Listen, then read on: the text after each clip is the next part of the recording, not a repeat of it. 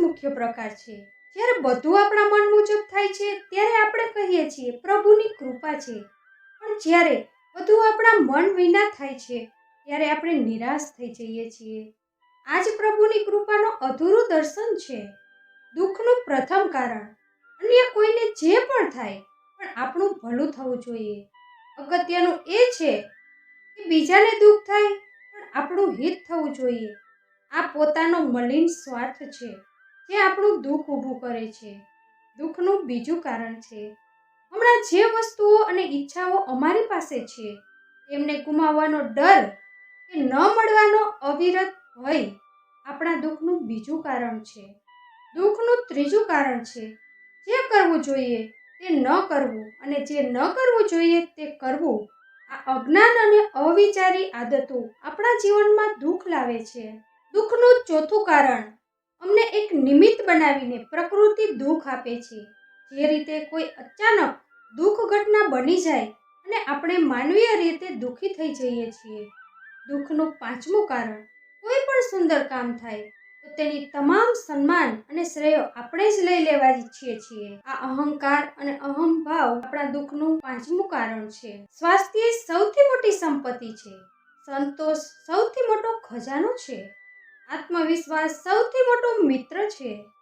ઈશ્વર ફક્ત મળવાનું કાર્ય કરે છે, પરંતુ સંબંધોમાં અંતર કે નજીકતા વધારવાનું કાર્ય માનવી પોતે જ કરે છે. મનના જૂઠ્ઠા વિચારોથી ઘણા વખત સુધી આપણે પોતાના સત્યથી દૂર ભાગતા હોઈએ છીએ.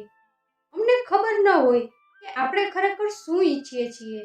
એક તરફ કહીએ કે અમુક વ્યક્તિ સાથે વાત નથી કરતી, પણ પછી ફરિયાદ કરીએ છીએ કે એ વ્યક્તિ આપણાથી દૂર કેમ થઈ ગઈ છે.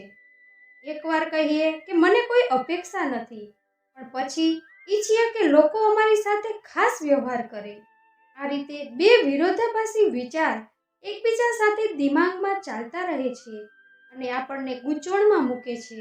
આવા સમયે થોડી ક્ષણો માટે શાંત બેસો, તમારા વિચારોનું અવલોકન કરો અને થોડી વાર તમારા વિચારો સાથે સમય વિતાવો.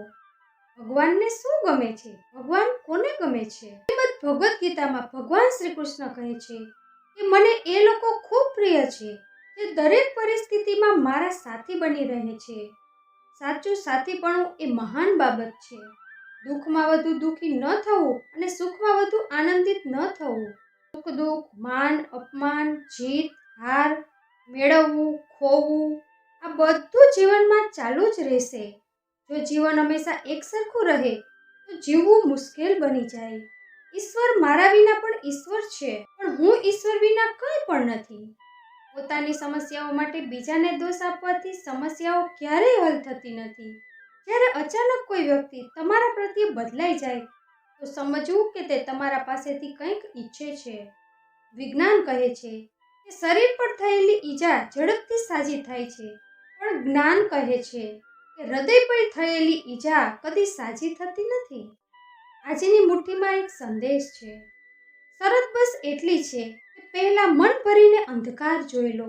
યાદ રાખો, સૌથી મોટો અપરાધ અન્યાય સહન કરવો અને ખોટા લોકો સાથે સમાધાન કરવું છે. માનવી બે કારણોથી સંપૂર્ણપણે બદલાઈ જાય છે. એક તો જ્યારે કોઈ ખાસ વ્યક્તિ તેની જિંદગીમાં આવે, અથવા તો જ્યારે કોઈ ખાસ વ્યક્તિ તેની જિંદગીમાંથી ચાલ્યા જાય. કોઈ પણ તમારા આંસુઓને નહીં જુએ અને કોઈ પણ તમારા દુઃખને નહીં સમજે. કોઈ તમારી પીડાને નથી સમજતું, પણ હંમેશા તમારી ભૂલો બધાને દેખાય છે. દુનિયાના 4 તત્વો કદી નથી બદલતા. પહેલું સમુદ્ર, બીજું સ્મશાન, ત્રીજું સંતોષ, ચોથું માનવનું મન. ધુમાડો હંમેશા કોઈ ને કોઈ જગ્યાએ રસ્તો કરી લે છે, ક્યારેક પોતાની ઓળખ ગુમાવીને, ક્યારેક હવામાં ભળીને. સારા માણસોની એક નબળાઈ એ છે કે તે હંમેશા બીજાને પણ પોતાના જેવું માને છે. ન કોઈના સંબંધો માટે પુરાવા હોય છે, ન કોઈની વફાદારી માટે. હૃદયના સંબંધો તો માત્ર વિશ્વાસથી જ ચાલે છે. માનવીનો સૌથી મોટો દુશ્મન એનું પોતાનું જ મગજ છે, જે વારંવાર જૂના દુઃખદ પળોને યાદ અપાવતું રહે છે. આજે જ્યાં હું છું ત્યાં કાલે કોઈ બીજું હશે. આ પણ એક દોર છે અને તે પણ એક દોર હતો. જિંદગી માત્ર એક જ વાર મળે છે, પણ હકીકતમાં જિંદગી તો રોજ મળે છે. મૃત્યુ એકવાર આવે છે, પણ રોજિંદી જિંદગી અમૂલ્ય છે. અનુભવો ઉંમરથી નહીં પણ સંજોગોથી મળે છે. જે લોકો વધુ બોલતા નથી તે ખરેખર સમજદાર હોય છે. આ 4 પ્રકારના લોકોથી હંમેશા દૂર રહો. પહેલું, જે તમારાથી ખોટું બોલે. બીજું, જે તમારું અપમાન કરે. ત્રીજું, જે તમારો ફાયદો ઉઠાવે. ચોથું, જે તમારા મનોબળ તોડવા માંગે છે. દેતા જાઓ અથવા છોડતા જાઓ. સાથે કંઈ પણ લઈ જવાની વ્યવસ્થા નથી. હંમેશા ખુશ રહો. બીજાઓને પણ એ જ ત્રાસમાં તોલો જે રીતે પોતાને તોલતા હોય છે. તમે જોઈ શકો કે લોકો તેટલા ખરાબ નથી જેટલા તમે સમજો છો. અમે પાગલ સારા છીએ દુનિયાના સમજદાર લોકો કરતા, કારણ કે અમે સપનાઓ તોડી શકીએ પણ બીજાનું દિલ નહીં દુભાવી શકીએ. કોઈને હમણાં જ એની મંજિલ મળી ગઈ, કોઈ આખી જિંદગી સફરમાં રહ્યો. મુશ્કેલ રસ્તો પણ સરળ થઈ જાય છે જ્યારે રસ્તાઓ ઓળખવા મળે. જે લોકો હંમેશા સ્મિતથી સંજોગોને સામનો કરે છે, સૌભાગ્ય પણ તેની કદર કરવા માંડે છે. સમય રેતીની જેમ છે, તેને હાથમાંથી સરકી જવા દો નહીં, કારણ કે કેટલીક પળો કદી પાછી નહીં આવે.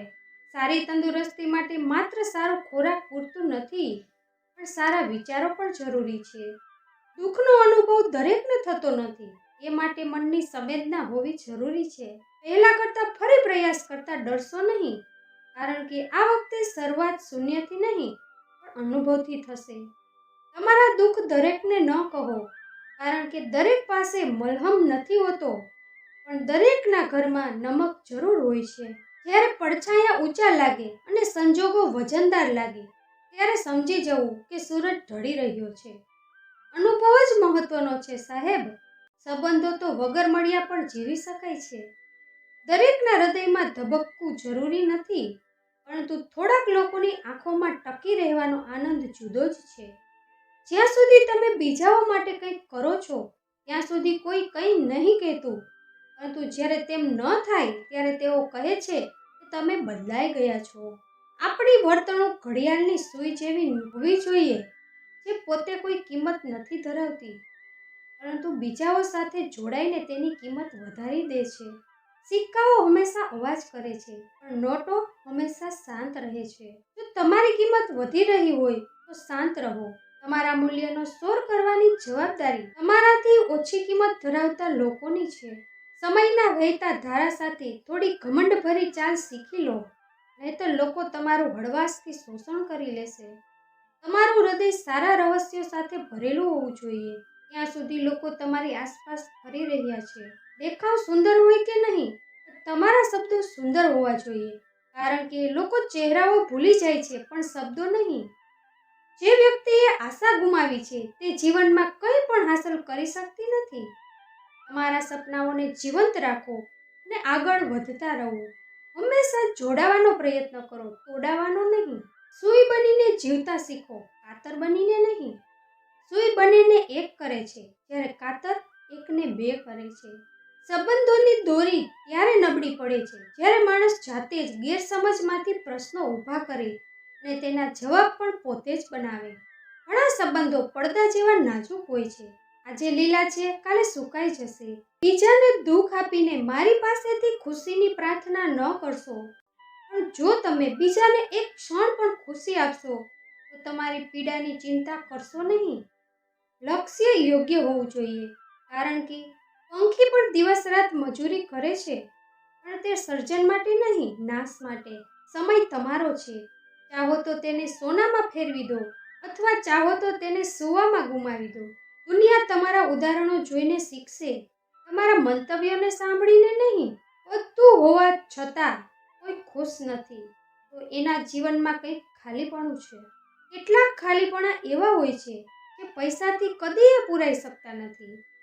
રેખાઓ ખૂબ અજીબ હોય છે. માથા પર ખેંચાય તો ભાગ્ય બનાવે, જમીન પર ખેંચાય તો સરહદો ઊભી કરે, ચામડી પર ખેંચાય તો લોહી વહાવે, અને સંબંધોમાં ખેંચાય તો દિવાલ ઊભી કરે.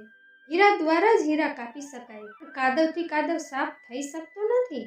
માણસમાં દ્રઢતા હોવી જોઈએ, જિદ્દીપણું નહીં. સાહસ હોવું જોઈએ, ઉતાવળ નહીં. દયા હોવી જોઈએ, નબળાઈ નહીં. જ્ઞાન હોવું જોઈએ, અહંકાર નહીં. તો મિત્રો, આજનો વિડીયો તમને જરૂર પસંદ આવ્યો હશે અને તેમાંથી તમને કંઈક નવું શીખવા જરૂર મળ્યું હશે. તો મારી ચેનલને લાઈક કરી, શેર કરી તેમજ આવા જ નવીન વિડીયો જોવા માટે મારી ચેનલને સબસ્ક્રાઈબ કરજો. ફરીથી મળીશું. ત્યાં સુધી તમારું ધ્યાન રાખજો, હસતા રહેજો અને હંમેશા ખુશ રહેજો. ક્યારેક તમારા માટે તો ક્યારેક તમારા પરિવાર માટે કરો એવું કે દુનિયા કરવા ઈચ્છે તમારા જેવું.